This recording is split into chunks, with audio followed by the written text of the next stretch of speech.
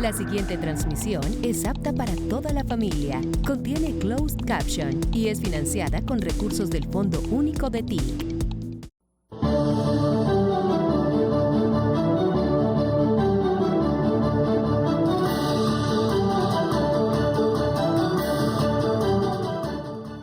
En otro sitio donde en general se conmemora este día 7 de agosto, allí en el mismísimo lugar de la batalla, que todos los años tradicionalmente allí como en un monumento nacional se reúne en general el Estado, algo la ciudadanía boyacense que llega allí.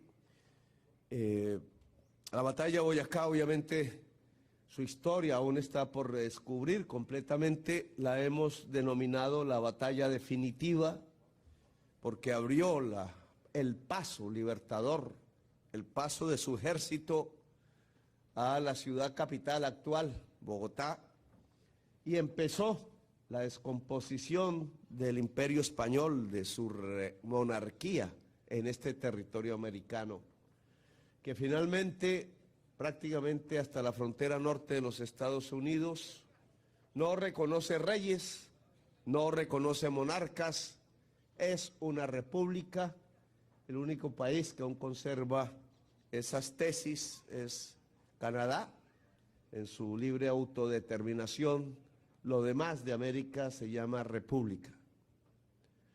Me criticaban por ahí, porque siempre olvidan que es la metáfora que tan importante debería ser para el periodismo, que Bolívar no se quedó quietico en Santa Marta, muerto, sino que sus ideas, porque las ideas son uno. Puede que perezca el cuerpo, pero la energía sigue. No me voy a meter aquí en una discusión teológica, padre, pero la energía sigue.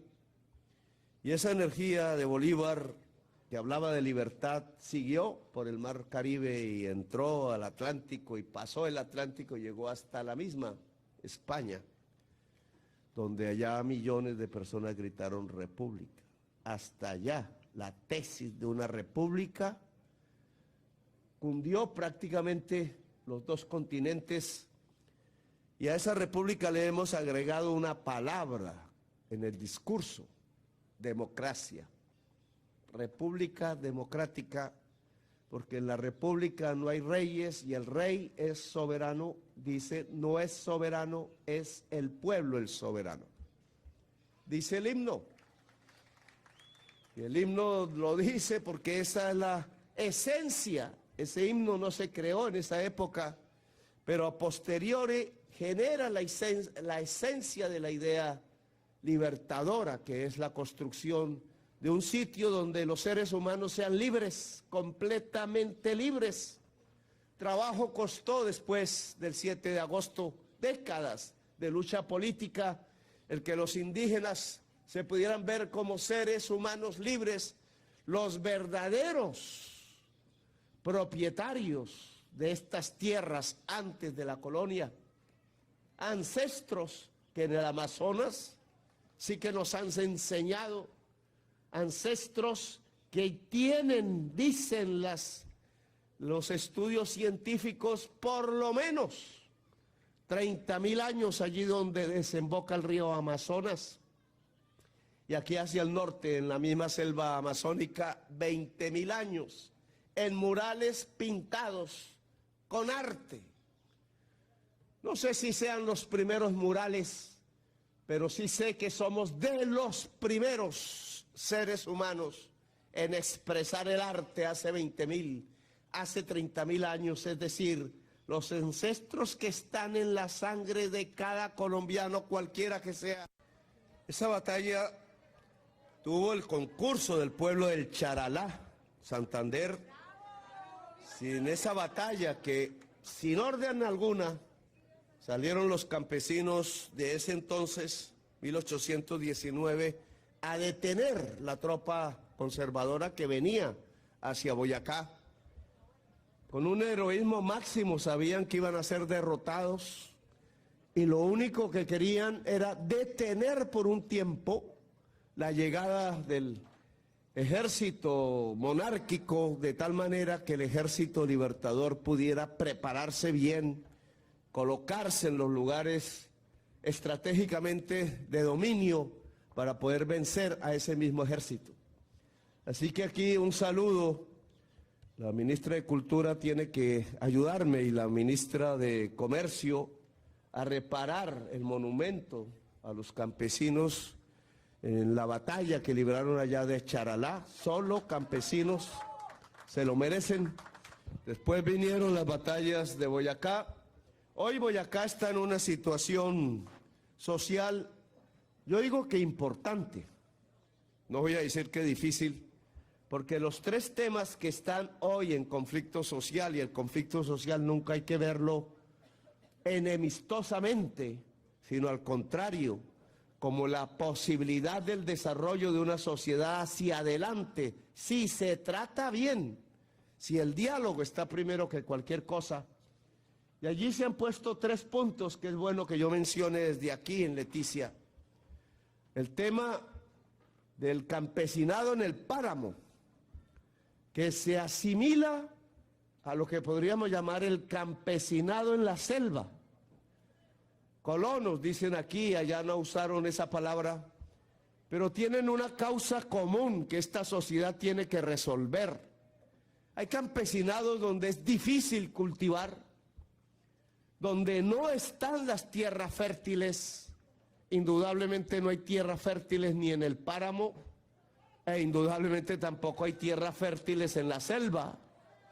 Como todos aquí se habrán dado cuenta, una vez se quita la selva, queda el desierto. Y por eso esos dos campesinados que por generaciones en la historia de la República se han venido ubicando en páramos y se han venido ubicando en la selva, son el producto de la ausencia en la historia de Colombia de una reforma agraria. No quisieron a lo largo de las décadas que la tierra fértil de Colombia fuera del campesinado. Y hoy en parte las estadísticas que hemos mostrado nos también muestran la enorme falta de desarrollo que hemos tenido porque el campesinado no fue tenido en cuenta para que la tierra fértil cultivara alimentos. Ahora ese campesinado está en los páramos, hay una cultura paramona. Al cabo de las generaciones se construyó una cultura paramona, difícil. Y al cabo de las generaciones también se construyó una cultura que llamaré amazónica, difícil también. Prácticamente con el músculo del hombre campesino, de la mujer y el cuidado campesina, una sobrevivencia difícil, tanto en los páramos como en las selvas, se fue construyendo hasta el día de hoy. Y no pueden ser golpeadas, no puede llegar un gobierno cualquiera y decir, se van porque hay que cuidar la selva, se van porque hay que cuidar el páramo. Ambas son fundamentales, lo sabemos, y en esto tenemos que tener supremo cuidado. Si el páramo se acaba, y la ciencia nos dice que el calentamiento global, que es el doble en el páramo que en el plan abajo, pues nos quedamos sin agua. Decenas de millones de personas que se ubican en los Andes de Colombia. Y los ríos que van al Caribe disminuirían y el Caribe se transformaría no en lo que es hoy, praderas fértiles, sino desiertos. Pero también si la selva amazónica se acaba, entonces tendríamos una circunstancia aún peor. Ya no se acabaría simplemente el pueblo de Colombia que tendría que fluir hacia el norte buscando agua, donde solo le esperan cárceles como la de Alcatraz, sino que aquí se acabaría la humanidad, porque la selva amazónica es el pulmón de la humanidad, el tercer pilar climático. Por eso que festejemos este 7 de agosto, no aquí, no allá en Boyacá, sino aquí en Leticia, tiene también su símbolo y su importancia. Allá miraremos en Boyacá cómo resolvemos que el campesinado paramuno sea la fuerza social que nos permita cuidar el páramo y por tanto el agua, sin morirse de hambre, sino desde la dignidad de la vida, de un buen vivir para quienes quieran permanecer allí. Campesinado paramuno al lado de el agua y la vida. Allí resolveremos otro problema fundamental que aquí casi tocamos y el cual este micrófono es testigo, porque ¿por qué este micrófono está funcionando con gasolina cuando está funcionando es el sol de la naturaleza? Un contrasentido que ya hemos visto el obstáculo. Pues este es otro tema fundamental que se está discutiendo en Boyacá. ¿Qué pasará con los pequeños mineros? No hablo de Glencore, no hablo de la Drummond y otras multinacionales, sino pequeños mineros ancestrales y trabajadores por miles que han dedicado su vida a extraer carbón de los socavones a muerte. En Socha nomás hace un tiempo murieron 3. De Socha sale la candidata a la Cámara que nos enerva los espíritus de los mineros, pero tiene razón en un tema, y es que debe haber una solución para el empresario y para el trabajador carbonero, dado que el mundo no va a usar más carbón, ni Colombia. Y obviamente cunde el desespero, porque entre más y más granjas solares se ponen, menos y menos carbón, gas y petróleo se consume. Eso va por el bien de la humanidad. Toca así, si no perecen los niños y las niñas de hoy, los fetos que están en las madres embarazadas de los norteamericanos, de los europeos, de los africanos, de los asiáticos y de nosotros, los latinoamericanos y del Caribe. Es así, lo dice la ciencia. Luego hay que abrir un camino de transición, hay que abrir un camino de reconversión hacia la agricultura, hacia la agroindustria, hacia la producción, incluso, ministro del Interior, para que lo proponga por allá con el ministro de Minas, a transformar el dueño de una mina, un título minero de carbón, y a los trabajadores hoy mal pagos en el carbón, a que se conviertan en cooperativistas de granjas solares allá en el corredor industrial de Boyacá, donde se dio precisamente la batalla de Boyacá y las batallas libertadoras del pantano de Vargas. Es transitar de un mundo que se apaga, y hoy se está apagando un mundo viejo. Allá sus beneficios, allá también sus maleficios. Pero hoy se está apagando un mundo y hay que despegar el nuevo mundo. Los y las americanas hemos sido amigos de eso que se llama nuevo mundo.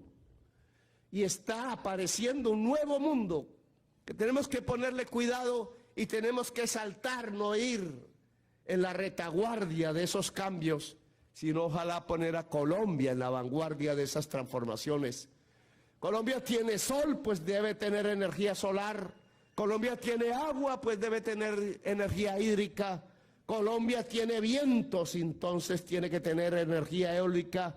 Colombia tiene volcanes, y entonces puede tener energía geotérmica. Es decir, podemos ser una potencia mundial de las energías limpias. ¿Qué miedo nos da dar ese paso?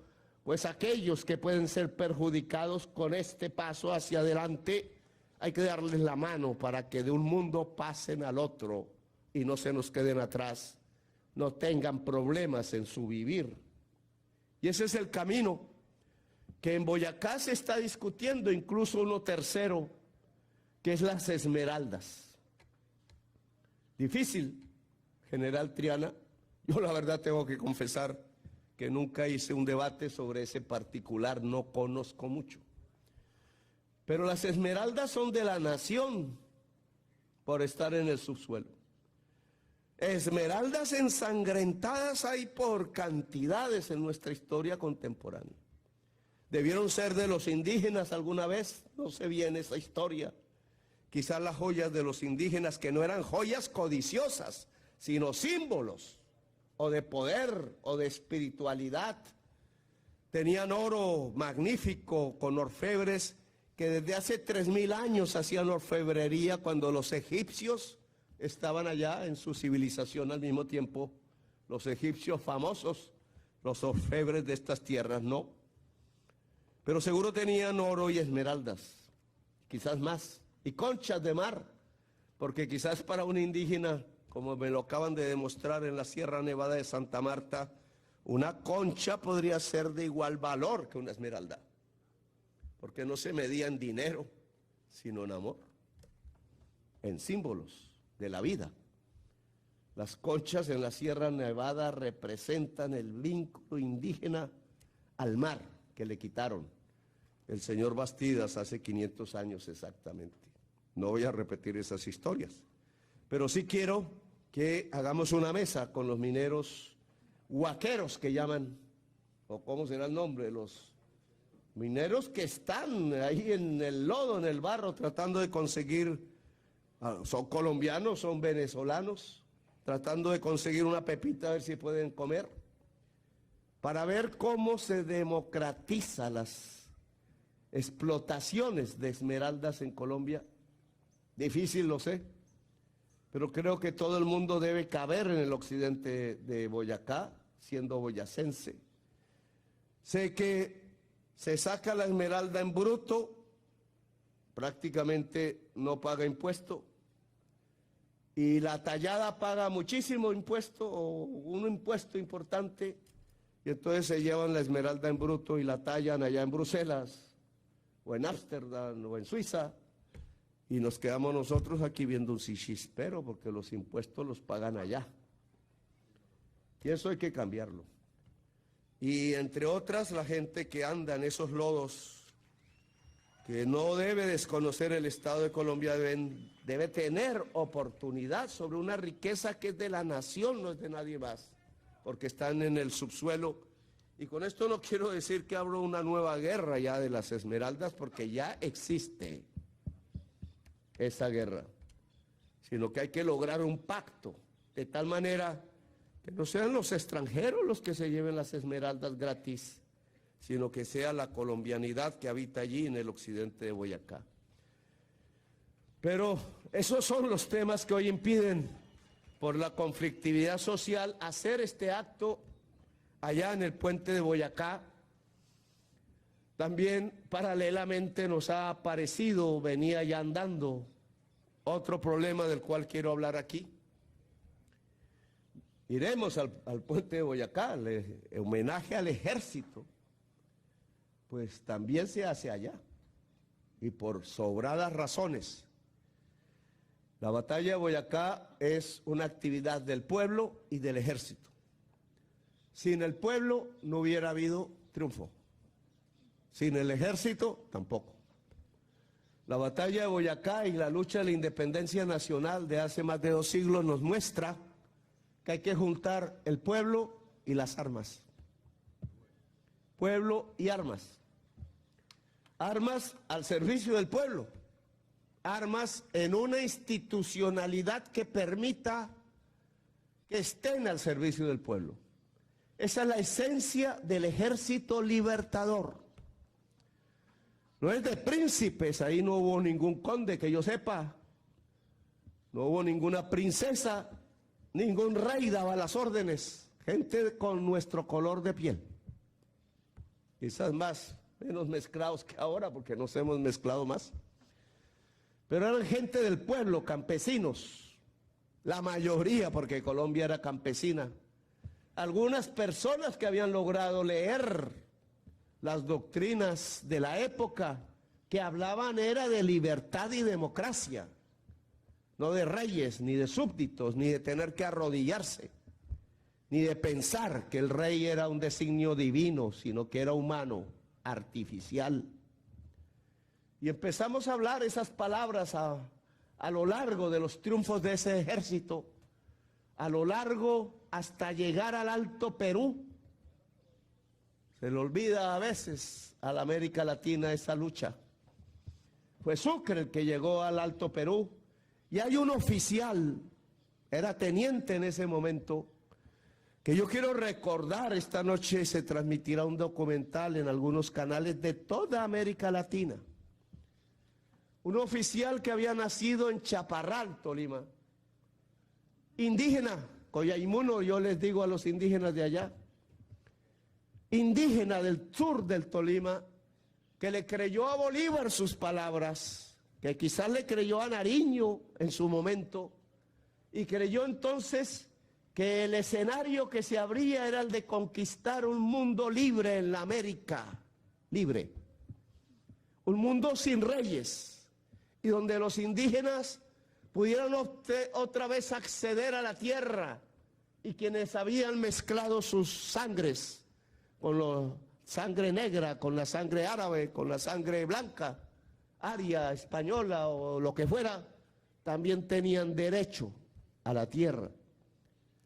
Ese teniente en ese entonces del Ejército Libertador estuvo en todas las batallas que dieron independencia a las 5 repúblicas. Estuvo en la batalla de Boyacá seguramente, y en las de Venezuela, y en la de Ayacucho, y en las del Alto Perú, en Bolivia. Y después de estar en todas esas batallas, cuando vio a morir a Bolívar allá en Santa Marta, Bolívar murió de crisis electrolítica. Yo, como soy ignorante en esas materias, pregunté, porque no había electricidad, ¿qué significa? Significa que murió deshidratado. Le faltó unos vasos de agua con sal, con algunas sales. Y así murió Bolívar, de esa crisis. Y él vio morir y quiso que las ideas no murieran. Quiso que el objetivo que se habían propuesto los soldados de Bolívar, que habían jurado por esos objetivos, no murieran. Aquí tengo una foto de México, no es de Colombia, y nos tendríamos que preguntar por qué razón este mismo monumento no está en Colombia. Y Angie la responsabilizo de que esté en el Palacio de Bolívar. Este monumento dice: General José María Dionisio Melo Ortiz. Nació el 9 de octubre de 1800 en Chaparral, Tolima, Colombia. Soldado de Bolívar. Estuvo en la liberación de Ecuador, Perú, Bolivia, Venezuela y Colombia. Presidente de Colombia en 1854. Defendió territorio chiapaneco, eso es México. Asesinado en Juncaná, la Trinitaria, Chiapas, 1 de junio de 1860. Honran su memoria familia Melo Granados, Grupo Chincultic y Comunidad de Juncaná. Soy, entre comillas, soy y seré un entusiasta de la libertad. Marchad unidos, el triunfo es vuestro. Se puso este monumento en el año 2017. Y hoy, si yo hiciera una encuesta en Colombia, casi nadie conocería quién es el general José María Melo, presidente de Colombia. El general José María Melo es el último general del Ejército Libertador de Bolívar. Estuvo en todas las batallas, desde teniente hasta general supremo se llamó. Y fueron los obreros de Bogotá, nadie más, quien lo llevó a ser el presidente de Colombia, 1854. Y fue rodeado por tropas que no eran del Ejército Libertador y venían de regiones diferentes, Antioquia y Popayán, porque querían mantener la esclavitud y lo derrotaron en Colombia y por eso tuvo que ir a luchar. El mismo que se había ido de Colombia cuando murió el libertador Bolívar a luchar contra Páez para mantener la idea de la Gran Colombia, que desapareció lamentablemente, volvió a salir y luchó en Nicaragua, luchó en El Salvador por la República y fue al sur de México y se puso a órdenes de la revolución de Benito Juárez, y el último general de Bolívar murió fusilado por tropas conservadoras. Y allá está su tumba, sus monumentos, sus hijos indígenas de México, y lo quiere el pueblo mexicano como un héroe, y lo cuida las comunidades indígenas de Chiapas. Y yo me pregunto por qué no está en Colombia. Indudablemente al general José María Melo hoy en el Día del Ejército, el último general del Ejército Libertador, y explico por qué, debe sentir un homenaje hondo del pueblo de Colombia, porque fue un luchador internacional que supo llevar la bandera de Bolívar como tocaba. Las banderas de la Gran Colombia, tricolores, las que hoy levantamos como nuestra bandera nacional, y otros pueblos al lado de nuestras fronteras, y la bandera rojinegra que decía libertad o muerte. Libertad o muerte. La libertad es la esencia de nuestra República de Colombia. Ser libres, hombres y mujeres, en su diversidad cultural, es el objetivo de cualquier persona humana que habite el territorio colombiano. El Ejército Libertador fue disuelto y tuvimos no sé cuántas guerras civiles matándonos entre nosotros. Ejércitos de terratenientes, con intereses económicos propios. Ejércitos que querían dividir hasta la República de Colombia, que se llamaba Nueva Granada o Estados Unidos de Colombia en ese momento, y nos fuimos perdiendo en lo que yo llamo los 100 años de soledad, que tan magistralmente escribe Gabriel García Márquez. Nos empezamos fue a matar entre nosotros en vez de buscar la Gran Colombia y la idea universal de la libertad y de la democracia. Y perdimos el rumbo, y por eso nos quitaron a Panamá. 1903. Yo estuve en el sitio, no me querían dejar ahí los gobiernos de Panamá, hasta que el último, el que gobierna actualmente a Panamá, me dio permiso. No sé si la prensa colombiana habrá dicho, ¿y qué fue a hacer allá a Bocas del Toro? La pasé delicioso, tengo que decirlo, para que se provoquen, pero en Bocas del Toro sucedió un hecho que tampoco conocemos en nuestra historia oficial, no lo leemos, la televisión no habla de eso. En Bocas del Toro en 1895 estuve allí parado encima de una fosa común, con una silla hermosa que mira al mar, que tiene una frase poética de un gringo que se enamoró de una panameña. Y hizo la silla diciéndole a su amada que cuando muriera lo enterrara ahí y que entonces se sentara todas las tardes a ver el mar, porque él saldría de ahí como espíritu o energía, padre, junto a su amor. Pero en ese lado, en ese mismo sitio, mirando al mar, más abajo del cadáver del norteamericano, están decenas de colombianos enterrados que aún no hemos podido recuperar. Señora Canciller, le pido que agilice ante el gobierno de Panamá la exhumación de los restos de los colombianos nacidos en la actual Colombia, para no provocar disputas internacionales diplomáticas, y regresen a sus pueblos, porque esos colombianos allí, poetas unos, idealistas otros, militares de una idea liberal que era recoger otra vez la idea libertaria de Bolívar, murieron junto a nicaragüenses, jamaiquinos, cubanos, mexicanos, y allí murió uno de los generales del Ejército de México, que nunca quiso arrodillarse ni perder su tropa en el estado de Texas. Nunca quiso aceptar que Texas pasaba a otro país y que era de México.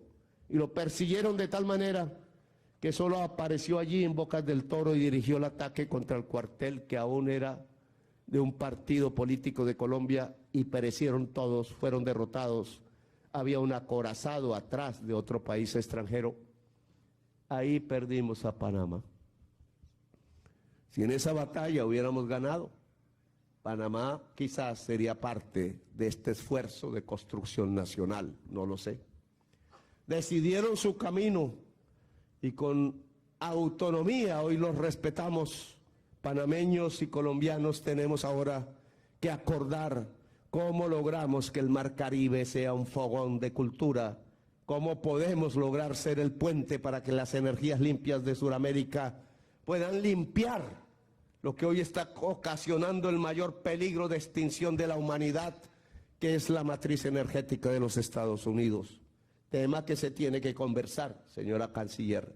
Panamá, el cruce de las líneas de energía eléctrica, la posibilidad de otro tren interoceánico que usted tiene en sus manos. Pero de allí pasamos de perder a Panamá a perder más territorio.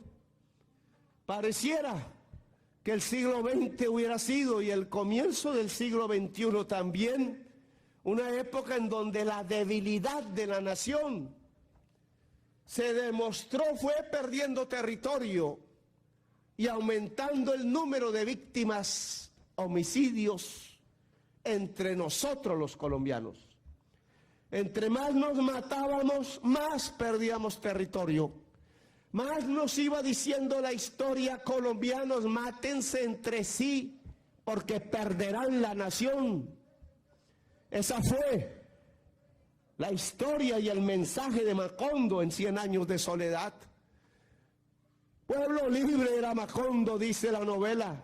Se fundó por seres humanos libres, y cuando empezaron a matarse entre sí como Caín y Abel, se perdió hasta Macondo. Y las generaciones que nacieron allí, las estirpes, no tuvieron una segunda oportunidad. El siglo XX nos muestra eso. El final del siglo XX nos muestra, del siglo XIX nos muestra en Bocas del Toro, cómo perdimos a Panamá matándonos entre nosotros.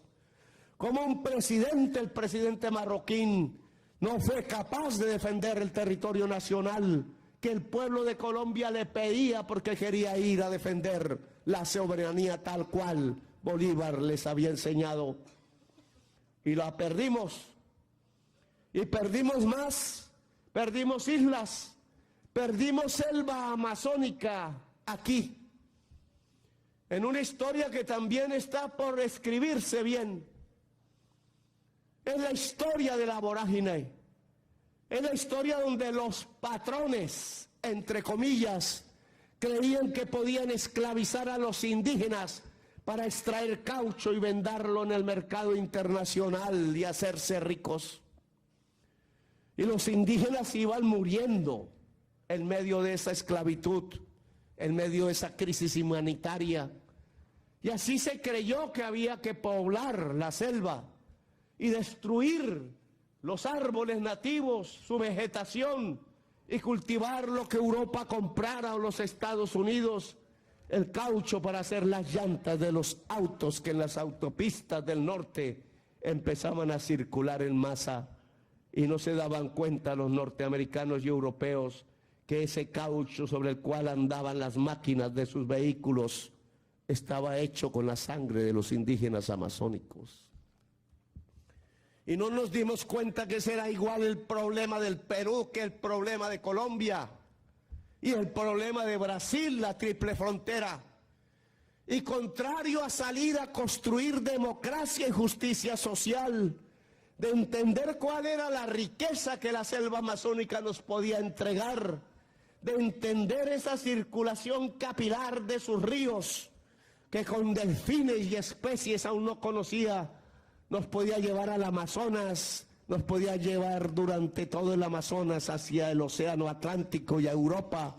Podíamos hacer el viaje que Aguirre, el de la ira de Dios, no pudo hacer porque la selva se lo tragó como conquistador español que nunca pudo entender ni de la cultura ni de la exuberancia que lo rodeaba, y murió loco loco en el corazón y en el alma de tanta exuberancia vital. Ahora estamos aquí y otra vez nos proponen perder territorio. Y ahora es que tenemos, y por eso estamos aquí.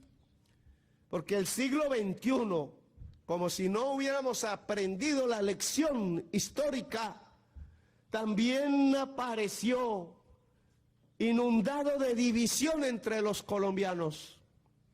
Que los de izquierda deben morir, que los de derecha deben gobernar, que los de derecha deben traer de nuevo el cepo y el látigo, que las esclavitudes tienen que llegar de nuevo a nuestra tierra, que el obrero o la obrera no deben tener salario digno, que la mayor parte de la población no debe tener tierra, que el acceso a los pobres, a los parias de la tierra en Colombia, a simplemente vivir, no existe.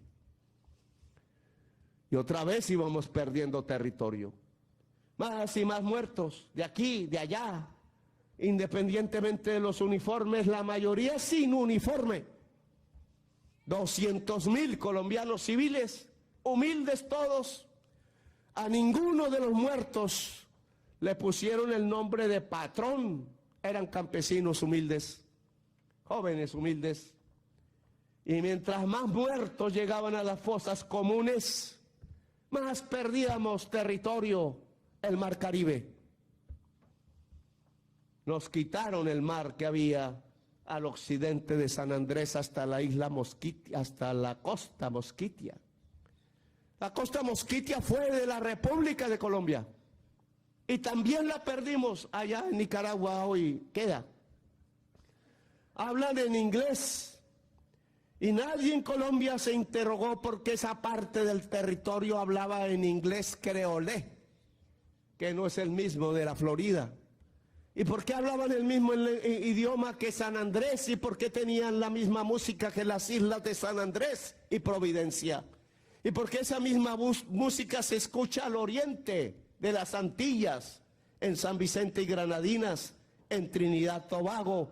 ¿Y por qué esa misma arquitectura es la que está en Bocas del Toro, en Panamá, y está en Costa Rica? Y seguramente en muchas más islas que ahora no, Bélice, entre otras, en tierra continental. Son un mismo pueblo, se llama la cultura garúfuna. Son de negros que se tiraban de los barcos antes que ser esclavos y arriesgaban a morir o a ser libres. Libertad o muerte, negros de bandera rojinegra. Y llegaron a esas islas a nado y se encontraron con los indígenas de allí y no se mataron entre sí, sino que se abrazaron y mezclaron su cultura y sus sangres y sus amores. Y por eso San Andrés es de Colombia. Y por eso la costa Mosquitia era de Colombia. Es el mismo pueblo, los primos de un lado están y son familiares de los primos del otro lado y compartían el mar y comían del mar. Y a alguien se le ocurrió que había que trazar una frontera obviamente que era de Colombia más que todo, y fue corriendo hacia el oriente y por poco en estos años perdemos la isla de San Andrés y Providencia. Solo nos salvó una cosa, que los abogados que defendieron en este gobierno, no en los anteriores, la isla y el mar, eran de allá, eran garifunas, y podían decirle a la Corte Internacional de La Haya que eran una cultura propia, y que esa cultura propia, autónoma, a la cual tenemos señores ministros y ministras que se olvidan de estos temas, que tenemos que agradecer, de tal manera que ya no mueran 400 jóvenes en los barcos llevando cocaína, o más. 400 son los que están presos en los Estados Unidos. Y en una isla, ¿qué puede pensar un joven? Garifuna, alto, nunca fue esclavo, siempre fue libre. Si no hay universidad, no la dejan hacer. Si no hay fibra óptica, porque la empresa Claro lleva un hilito, porque allá no puede vender muchos celulares, la población no alcanza, cuando nosotros debemos llevar la fibra óptica poderosa porque es cuestión de soberanía, porque cualquier joven con internet poderoso ya no le importa que esté en una isla, sino que puede hacer volar su cerebro a cualquier parte del mundo. Y entonces puede construir riqueza, inteligencia colectiva. Falta, ministros. Porque un día también volverán a decirnos que San Andrés no es de Colombia. Esos abogados garífunas de San Andrés, raizales, dicen ellos,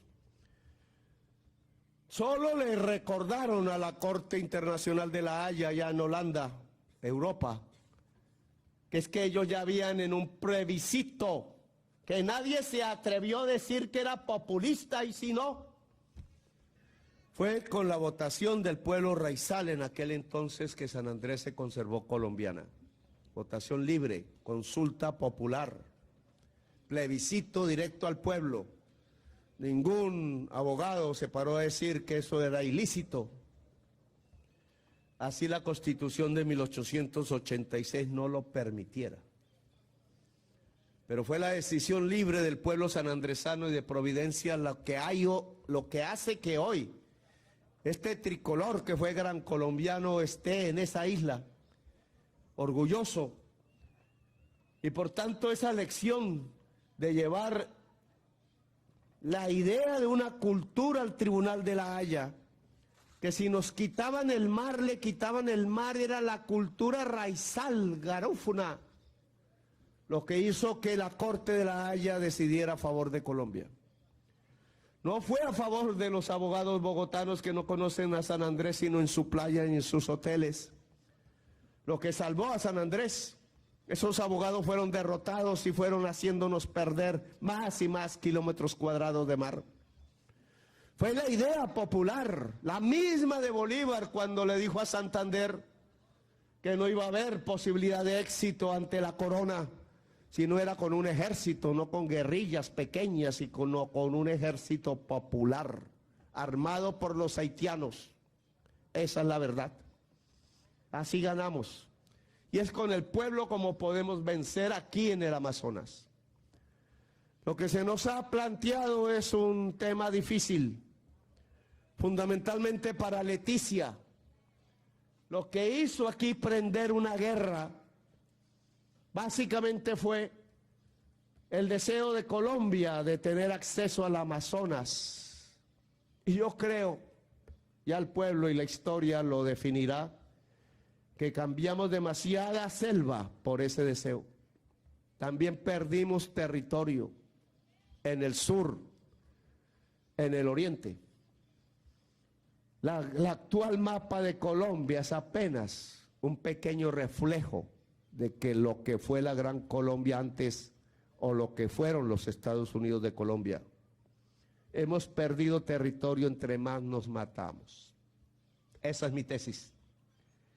Y en el día de hoy también hay fracturas nacionales que hablan de lo mismo, de agarrarnos, de matarnos entre nosotros cuando tenemos es que defender nuestra nación. Por eso ayer se escucharon voces terribles.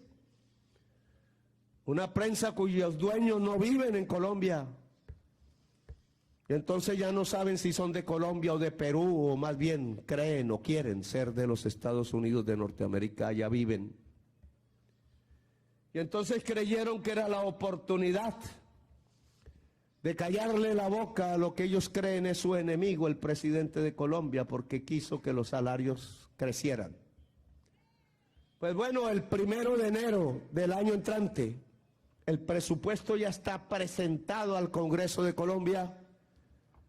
Todos los soldados regulares de este ejército que hoy conmemora 215 años tendrán un salario mínimo de 1.300.000. Fue una decisión que aún en medio de afugias, porque nos han querido desfinanciar, todos lo saben, quisimos conservar. Nos dicen glotones, nos dicen que malversamos el presupuesto de funcionamiento, que hacemos crecer el presupuesto de funcionamiento, pero el presupuesto de funcionamiento se divide entre entregarle dinero a la salud y la educación a los municipios todos de Colombia, hacer crecer la salud y la educación, entre pagar la fuerza pública y entre pagarle a los pensionados de Colombia. Y nosotros le hemos pagado a todos los pensionados de Colombia y vamos a aumentar el presupuesto el año entrante para que 3 millones de viejos ganen un bono pensional a lo largo y ancho del país y puedan comer simplemente. Y nosotros hemos elevado el presupuesto de la fuerza pública porque queremos en primerísimo lugar que la gente que lo integra, hombres y mujeres jóvenes, la inmensa mayoría, tengan con qué vivir y sus familias también, comer, porque si el ejército que les pide o la nación que les pide el sacrificio físico, hasta el de la vida, no tiene como contraprestación por lo menos la mínima dignidad personal y familiar, pues ¿cómo se va a combatir en esas condiciones? Al final gana el hambre, con el hambre no se puede combatir. ¿Y cómo vamos a impedirle que la gente de Colombia tenga los recursos suficientes para la educación y la salud? Sí, como nunca antes en la historia de Colombia tenemos gente joven en la universidad, 2,5 millones. Sí, como nunca antes en la historia de Colombia hemos sacado gente de la pobreza a tal punto que el porcentaje de pobres es el menor que ha tenido la historia de este país. 2,5 millones sacamos. Sí, hasta como nunca en la historia de Colombia hemos reducido la tasa de mortalidad infantil que se debe al sistema de salud que ahora implementamos. 40% en 3 años, por favor.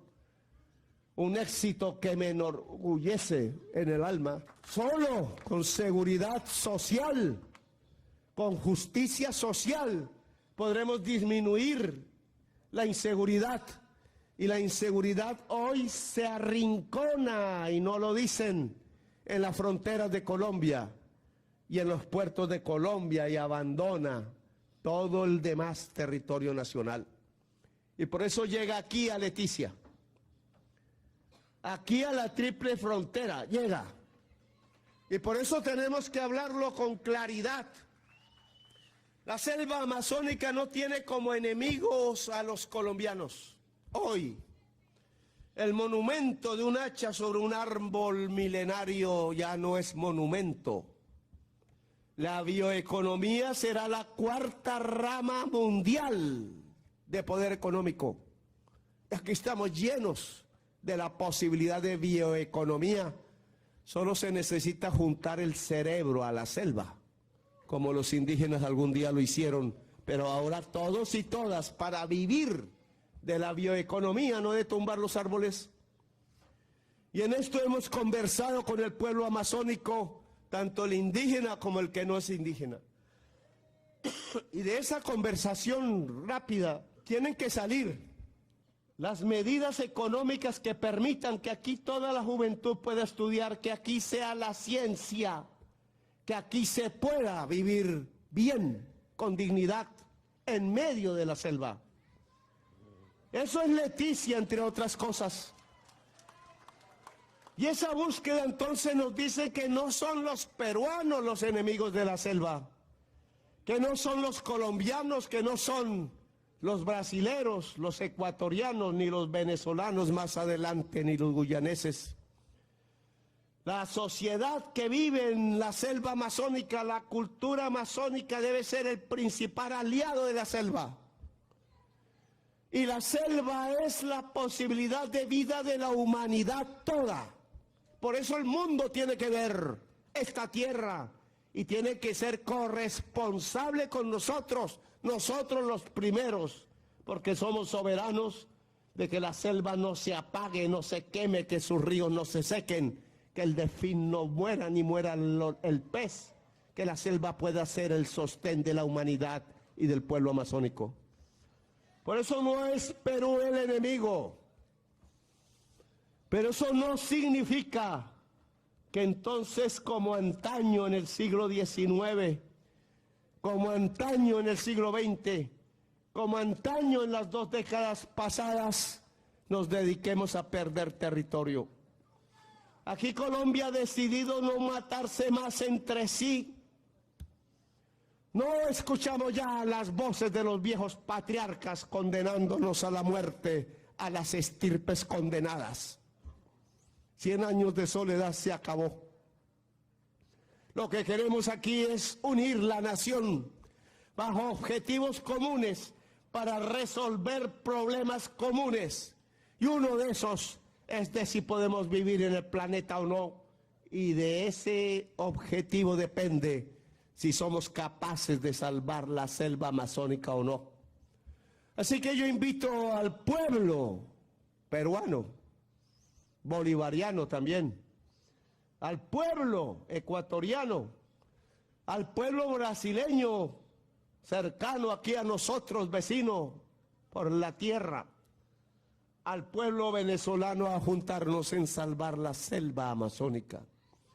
¿Y quién es el enemigo? No podemos perder la vista. El enemigo son mafias que aquí vienen de todos los países, las mafias más grandes armadas, dispuestas a matar, porque quieren que el río Amazonas no lleve bioeconomía al mundo, prosperidad a los pueblos, sino que quieren que lleve cocaína y minería ilícita. La minería destruyendo otra vez el árbol, otra vez el hacha sobre el árbol, destruyendo la vida. En la selva amazónica no debe haber minería de ningún tipo, porque de eso vive o depende la humanidad entera. Y saber vivir de la selva implica ciencia, pero la mafia no trae la ciencia, trae la muerte. Y se viste de diversos colores y siglas, unos del Perú, otros del Brasil, otros de Colombia, y aquí van cruzando los caminos llevándonos hacia los espectros de la muerte para que nos abracen. Por tanto, ahí está un enemigo que paga, que tiene dinero a granel, que entrega mochilas a cualquier ciudadano que no tenga el corazón brindado ante la codicia. Y la codicia puede acabar con la selva, como nos lo mostró José Eustacio Rivera. La codicia puede llevarnos a una vorágine tal en que la selva amazónica desaparezca, y si desaparece, desaparece el pueblo del Amazonas y desaparece la humanidad. Por eso el Perú aquí tiene que responder, responsabilizarse de lo que está haciendo. No voy a hablar de su gobierno, su política interna me es vedada, aunque sí quisiera opinar. Porque la Convención Americana de Derechos Humanos debe prevalecer. Pero sí puedo hablar de la frontera. Aquí hemos leído los tratados que se firmaron allá otras generaciones, cuando peruanos y colombianos se mataron en estas tierras. Ese tratado debe ser una constitución para los dos pueblos. Es ley allá y es ley en Colombia. En su entonces se aprobaron por los congresos. Y ese tratado es claro en afirmar una serie de pautas que trataban de alumbrar como la linterna de Diógenes el futuro. Claro que los ríos cambian, porque están vivos. Porque el planeta es un fluir, y el principio del fluir es la contradicción, porque nada está quieto, lo que se inquieta se muere. El agua estancada se muere y el agua no se estanca por sí misma. El agua fluye y el río fluye y cambia completamente como cambia la historia, si no, no serían posibles las transformaciones en la historia de un pueblo. Y ese río ha cambiado y lo preveía el tratado. El tratado dijo: la frontera es la línea que se traza con los lugares más profundos del río. A eso le dan un nombre extranjero. La línea más profunda del fondo del río hoy no está cerca, Leticia. Está más al sur. Y dijo que si surgían islas, que surgen, muchas han surgido, entonces habría un acuerdo común entre los dos gobiernos antes de definir si es colombiana o es peruana. Y entonces que me expliquen por qué a la que llaman isla de Santa Rosa ha llegado un helicóptero ruso con militares, si esa isla de común acuerdo no se ha decidido que sea del Perú. Si el tratado dice que es de común acuerdo, ¿cuándo nos hemos reunido para decir que esa isla debe tener un alcalde y una bandera peruana y no colombiana? Yo no voy a decir que la isla es colombiana, eso no dice el tratado. El tratado dice, nos reunimos y acordamos. ¿De quién es la isla que surge nueva? Porque no solamente va a surgir esa, sino muchas otras. Miren el peligro. Va a surgir de tal manera que Leticia queda en tierra firme sin acceso al Amazonas. ¿Y de qué ha vivido Leticia si no es del río Amazonas? ¿Y acaso esa no fue el móvil de la guerra, acceder al río Amazonas? ¿Y acaso el Tratado de Río de Janeiro de 1934 no dijo que Colombia tenía derecho al acceso libre al Amazonas e incluso a una navegabilidad multinacional? ¿Qué va a hacer Leticia si no tiene río? ¿A dónde irán sus familias? Si una línea en la tierra a lo largo de lo que hoy es el río Amazonas será la frontera con Perú. Yo creo que ese destino no es el que se trazó en el Tratado de 1934. No se ha cumplido el tratado, Perú lo violó. No se hizo el acuerdo para definir de quién la isla. Anda la prensa colombiana buscando una tesis, que es la tesis peruana, de que la isla de Santa Rosa es simplemente una extensión de la isla de Chinería. No, tenemos las pruebas técnicas científicas. La isla de Santa Rosa no es una extensión de la isla de Chinería. La prensa de Colombia está equivocando al pueblo de Colombia. La isla de Santa Rosa surgió nueva después de los años 50, creo. Y al surgir nueva, el tratado lo que dice es que los dos gobiernos se ponen de acuerdo. Y Perú le ha sacado la maleta a ponernos de acuerdo.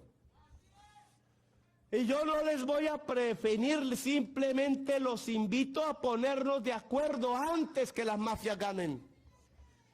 Porque esto mismo que le dije al presidente Trump, no personalmente, porque nunca ha querido hablar con un bolivariano, sino a través de sus funcionarios, se lo digo, los que quieren romper las relaciones entre Colombia y Estados Unidos, yendo allá a los Estados Unidos con chismes, mentiras y calumnias, tratando, no sé, de defender su patriarca, ese no es mi interés.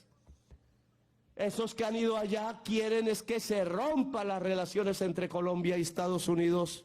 Y eso tiene un objetivo, un ganador. El ganador neto de que se rompan las relaciones entre Estados Unidos y Colombia se llama el narcotráfico.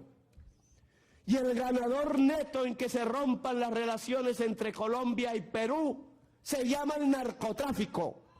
Son mafiosos los que intentan a través de los gobiernos separar los pueblos, porque separados los pueblos trafican y subyugan a los pueblos para que les ayuden a traficar.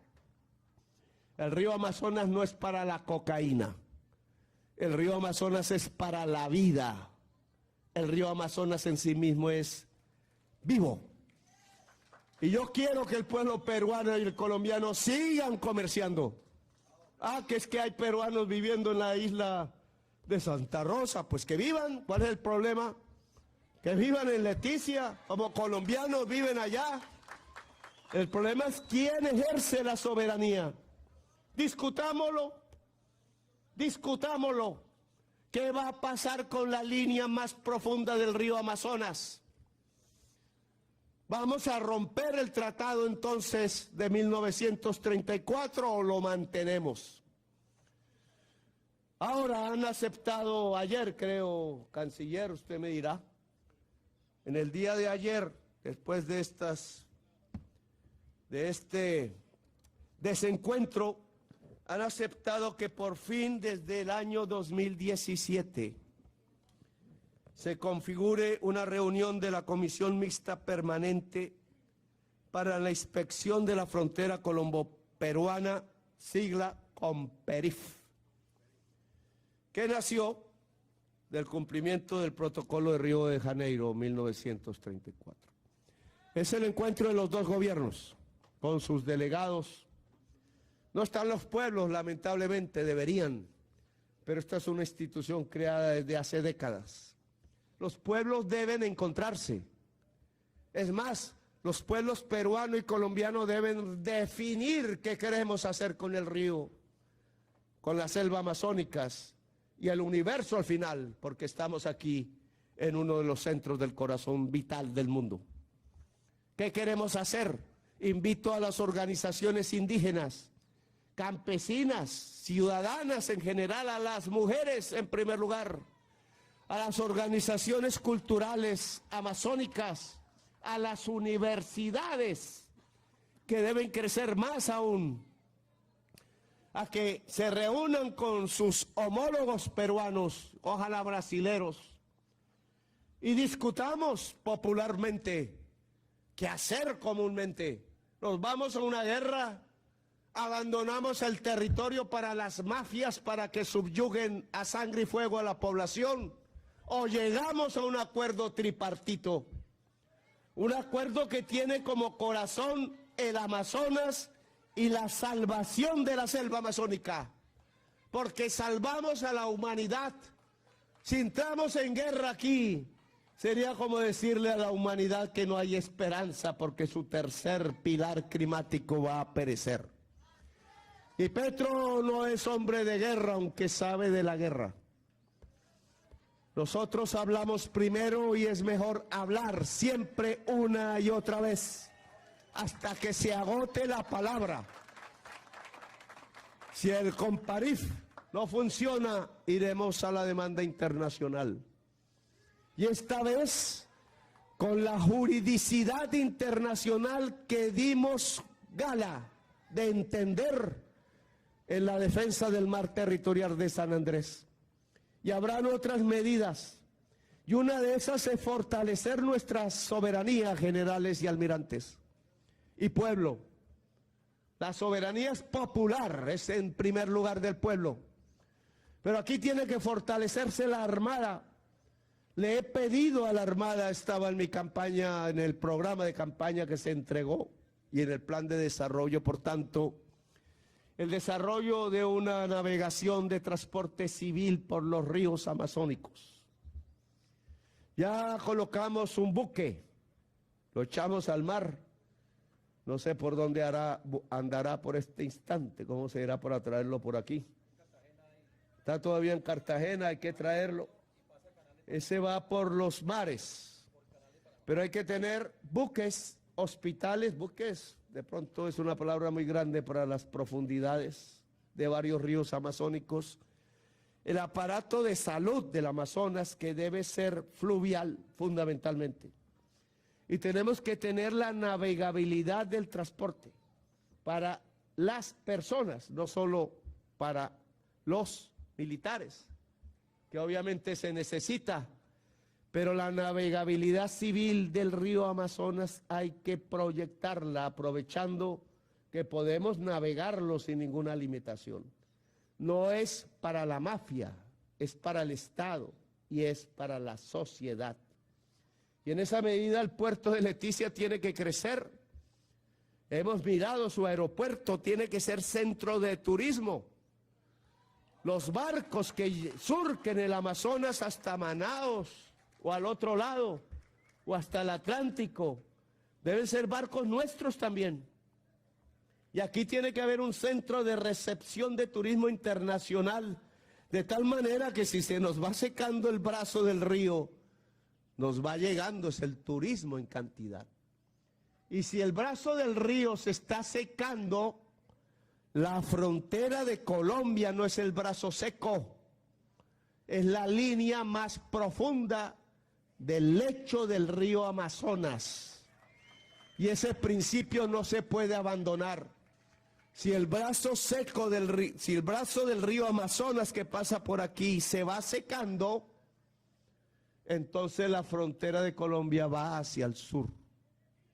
Y el pueblo de Leticia, su municipio, sigue y mantiene su contacto con el río y sigue siendo puerto internacional.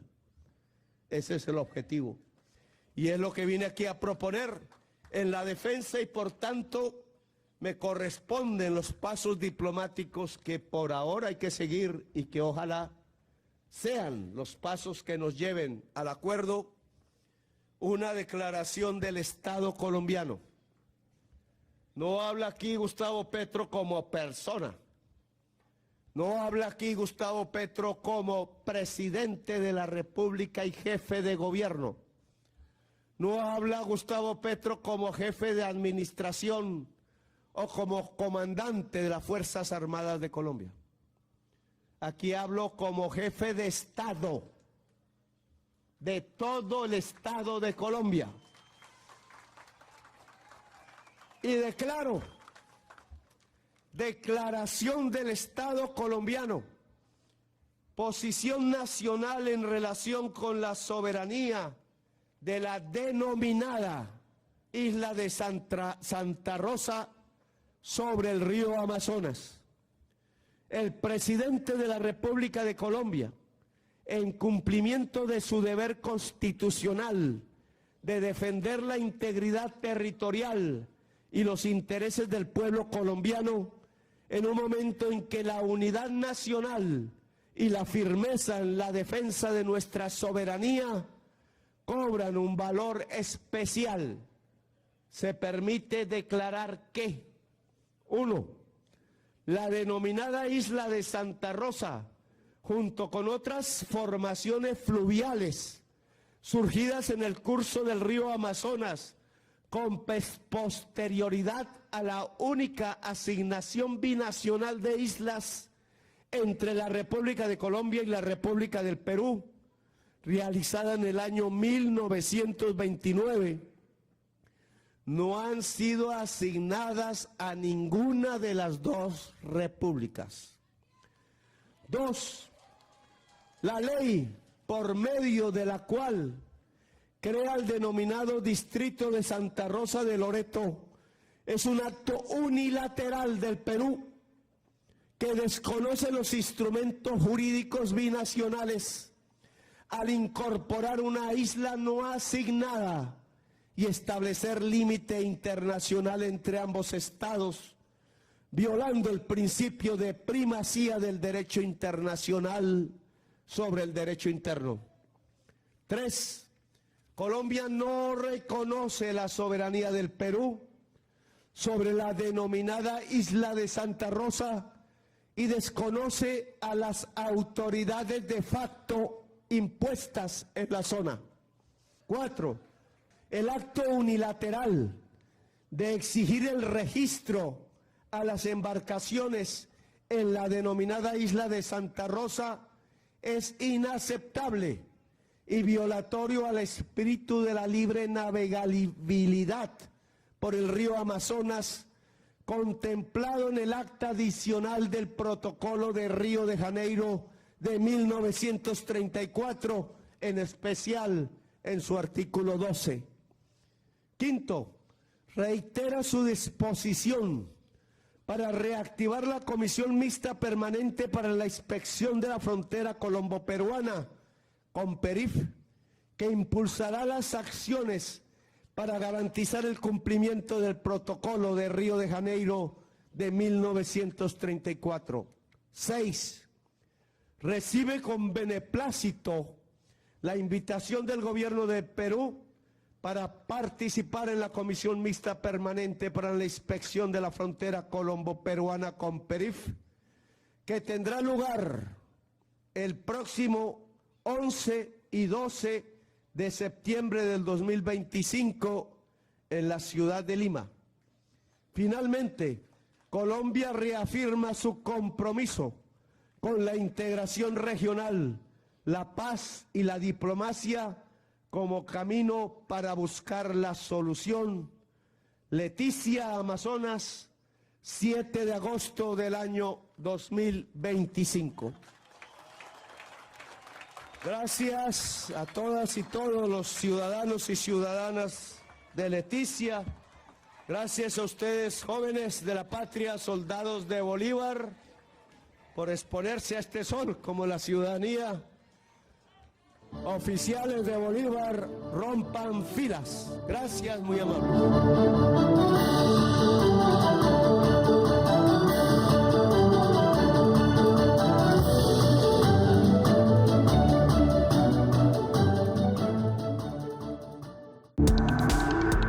Este contenido fue financiado con recursos del Fondo Único de TIC.